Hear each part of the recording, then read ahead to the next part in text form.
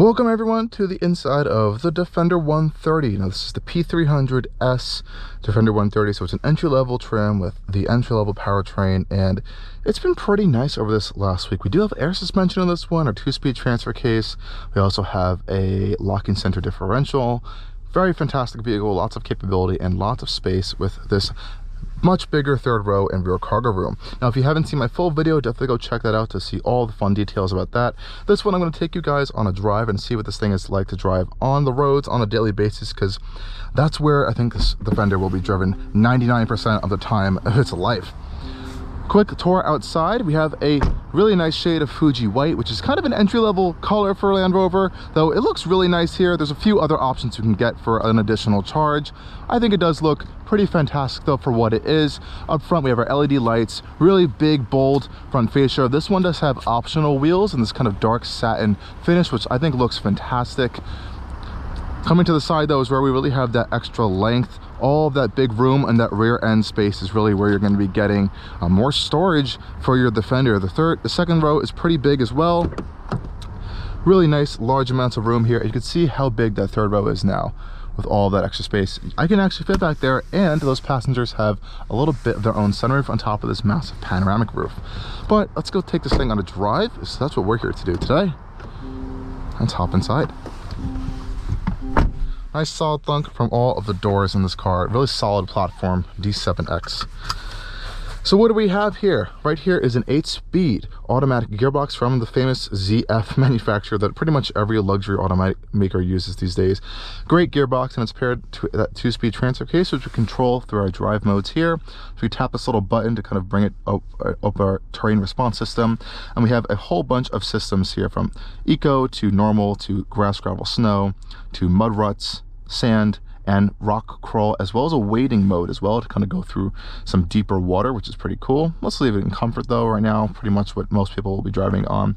We also have a hill descent control feature, our controls for our air suspension, traction control, as well as a low range version of that gearbox right there. And this information can be displayed up on our digital dash through configuring these menus. And we have this fantastic kind of 4x4 intelligence screen here, which shows off pretty much all of our information we need to see, as well as the wade sensing and our terrain response information, giving us an information card on pretty much every single one of the different screens of this infotainment system, which is fantastic. And we have this really beautiful 360-degree view camera with off-road specific settings here. I like the 360-degree view. It looks really nice on camera and in person, and you can see all these different views you have around the entire vehicle, as well as a full parking sensor safety suite system. So a lot of great options here, and let's take this thing on a drive now. And for our Apple CarPlay users, yes, we have Apple CarPlay here, and it's gorgeous display. It doesn't really show Apple Maps up here though, unfortunately, though. I would just throw that on here. Beautiful organic LED display, so I really have no complaints there, and the interface is fantastic. Really like what they're doing here. And let's set off. Hop back into drive, sure we're all clear around here, and we head off on our drive now. Now this engine honestly sounds pretty good. Some friends have told me that there's a lot of fake engine noise pumped in here. I don't really care. I like the inline-6 sound, and if you didn't watch my full tour review video, you'll know that this engine is unique, really kind of unique to this vehicle, as the other P300 models have a 4-cylinder. This uses a detuned version of the 6-cylinder found in the P400 option, which is around 400 horsepower. So I like the sound, and I like that kind of did this for the 130 to kind of maintain consistency with the extra weight, the tow ratings, and I think this vehicle just needed a bigger engine than a 2-liter 4-cylinder, especially for long-term durability. Now we're in comfort mode now with a normal ride height for our air suspension, and this air suspension does have a lower access height as well as an off-road height, so there's three main heights. And I have to say, in addition to this really fantastically smooth powertrain, we have a turbocharger and an electric supercharger. The suspension on this car is phenomenal. You know, Land Rover has been doing air suspensions, and Range Rover, for ages now, and they've really perfected that formula to the point where it just feels so well tuned. Everything feels really well dampened out. I've gone over bumps and ruts and roads that I've gone over in other vehicles, and this thing just soaks everything out so well. And here you can control like that system right here, and it's really easy to use, and it will adjust up to this normal height here when you are at the lowest setting. So you really don't ever have to think about leaving it stuck in the lowest setting unless you lock it down there, which you really wouldn't want to do because it hampers the drivability.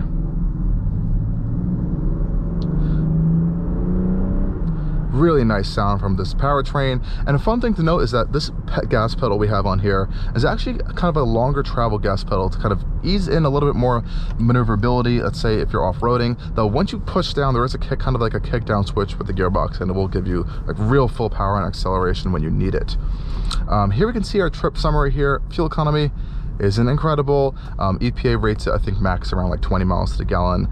I've been seeing around 17, 16, 19-ish in that range, depending on your driving style. I think if you really baby this thing and go on a highway for a longer distance, you might be able to get that 20 mile per hour figure or higher. But this isn't a gas mileage king, even with this 48 volt mild hybrid system, auto stop start, all that stuff. It's just a big vehicle, and it's a box at the end of the day, so that's going to be kind of working against you in those areas.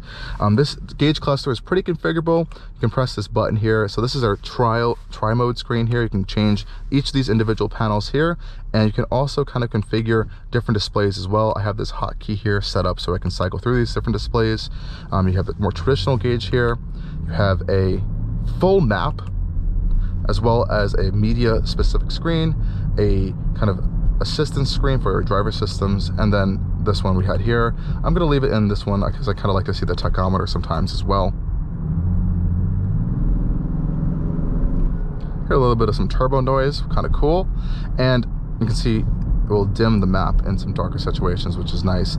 Now you also have a sport mode on the gearbox, which I don't really know why you would end up using. This isn't really a sporty vehicle whatsoever, but if you want to have some quicker shifts from the transmission, you can definitely get that on here.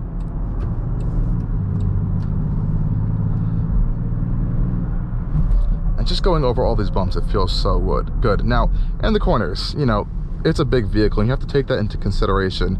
You don't want to go too hard in the corner. I'm not going to say it's going to flip over, obviously, but if you are going super hard in the corner, it doesn't like that. It's not what it's built for. It's built for comfortable on-road driving, shockingly. And it is, even though it's a Defender, and with that incredible kind of off-road capability that we do know these things are capable of and have been tested very well. You can definitely feel some significant body lean when you're going in these corners for sure, and that's as expected with this vehicle. It's big. Brakes are pretty strong. I do like that. I like the brake pedal feel. Oh, this thing is huge. Thankfully, this air suspension's keeping it composed. It doesn't feel busy over sharp corners and bumps, but do you feel that lean? Oh, well, boy, you do. It is immense. Now that we're getting onto the highway here, I do want to show you guys some of the safety systems that this thing has, because there's quite a lot going on here. I'm happy to see that it's pretty much standard actually on the Defender 130. On our left-hand panel, we have all of our safety systems for the Defender, and that includes adaptive cruise control, as well as lane kind of keep assist. It doesn't have like a full lane steering. I believe it does, but I wouldn't say it works pretty well. Operating the adaptive cruise control is pretty easy. You kind of just pop on this button here and set your speed, and you're ready to go. So we have our speed set. You can adjust it with this little toggle switch here, and you're pretty much off cruising. You can adjust your following distance with these little arrows right here. You see our screen will pop up there to kind of give you an idea of what's happening in the system. And it's off it goes. It's pretty quiet in here, and I have to say, if this thing wasn't a box, it would be like really silent. I think the windows have some acoustic lamination to it, but since we have these giant boxy side mirrors and the whole general shape is pretty boxy, there is some wind noise coming from this area, just a little bit you can hear, but generally everything else is very well dampened out, and that's great kind of for highway cruising. Coming to a stop here, you can see it's following the car in front of us. Really nice system, and you can see I like how this illuminates green on the steering wheel to kind of let you know that you are in a adaptive cruise state and that your lane system is always on. Now, if you want to turn this off, you actually have to hold down the button. It's not just a quick press for your lane keep assist. That is one thing I've learned over the course of this week of driving it. Pretty cool. On the highway, again, really comfortable, really smooth. And the best part about this vehicle is that it doesn't feel like you're driving a really long boat. Yes, it's heavy and you can notice the weight, but compared to something like a Escalade ESV or a Suburban or a Yukon XL, you know, you gotta start thinking in that terms of length, because this is a pretty big vehicle. This could be a little bit longer, but this is still pretty big. It doesn't feel like you're driving a pretty long vehicle, and I have to attest that to it having the same wheelbase as the Defender 110. It's just really that extra length in the back that you're carrying around there, and you really only have to be mindful of that when pulling into out of spaces, though you do have, of course, the parking sensors and the camera to really help you around with that. So really no big problems there. And I also like how close this infotainment system is to kind of access it if you need to swipe through menus or something. Really easy to access right here and use, so I really don't have any complaints there. And it's super quick. I've had no glitches or lags really over this course of this week. Everything's really simple to find. And really, one of the final things with this vehicle, it has fantastic space, super comfortable on the road, whole other stuff around in it. You have the off-road capability. But I honestly think the looks and the driving experience are some of like the key things why you might actually want to consider the Defender 130.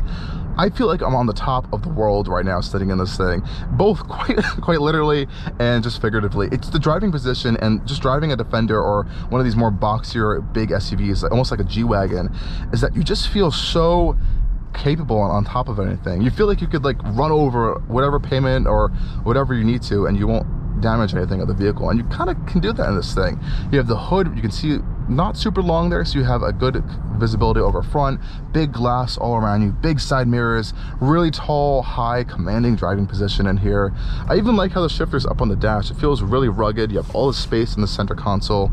Anyways, guys, I'm going to continue on through this traffic, get back to my destination, but I really hope you guys enjoyed this quick POV drive of the Defender 130 with me. We're still in our full adaptive cruise control modes as well, putt-putting along. And of course, as always, stay tuned for more coming from Allcarnews, and definitely go check out the Defender 130 if you're looking for a huge full-size SUV with 8 passengers and great cargo space.